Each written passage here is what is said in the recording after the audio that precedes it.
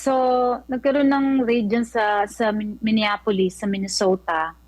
Kasi nga, last week, na balitaan naman yung mga fraudulent activity na ginagawa ng mga Somalians about healthcare fraud, daycare fraud na Mm. they're establishing, this daycares na wala namang estudyante, wala namang mga bata, pero nangungulekta sila billions of dollars. So ngayon, nagkaroon ng ICE raid ngayon.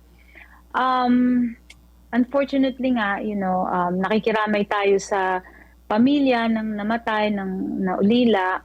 Ah, ano talaga I really don't think na sinadya naman. Talagang ang nangyari, tung mga ICE officers, they are there to enforce the raid. Meron silang law enforcement.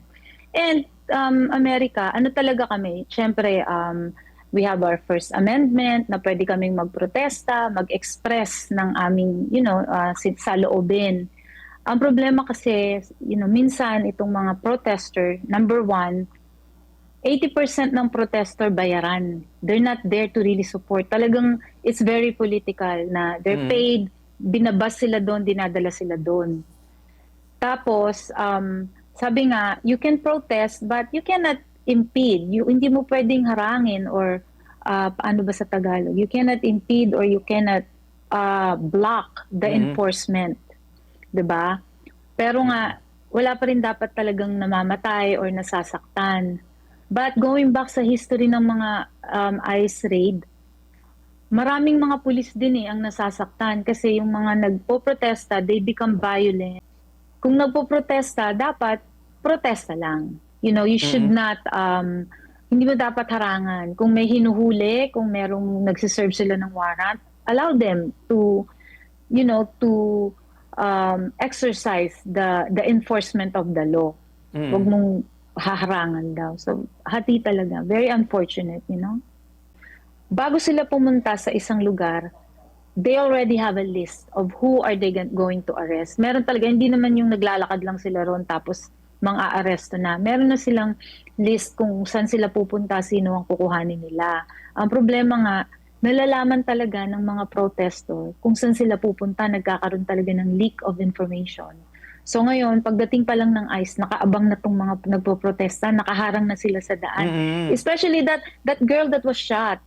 She was part of, leader siya, isa siya sa mga leader ng nagpo-protesta.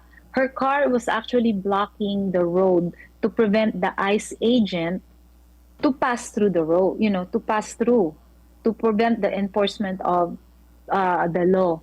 Kaya, ang nangyari nun, if you look at the video, nakaharang yung kotse niya, tapos may ICE agent na bumaba rin ng SUV at pinapaalis siya sa kotse. The Mm. order was for you to leave the car, get out of the car, because the ICE agent wants to take possession of the car para maitatabi nila wala nang haharang pa.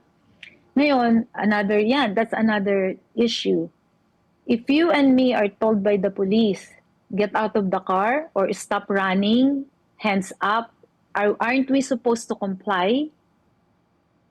Pag sinabihan tayo, huwag kang tatakbo, stop the car. We're supposed to comply with the instruction ng law enforcement. Mm. But what she did, you can see on the video, nag-forward, nag-back up, and then forward again, towards the direction of the police, of the ICE agent.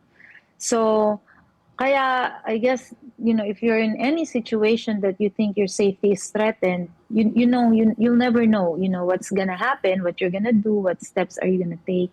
But magkakaroon naman ng investigation dyan, and I will just hopefully that justice will prevail.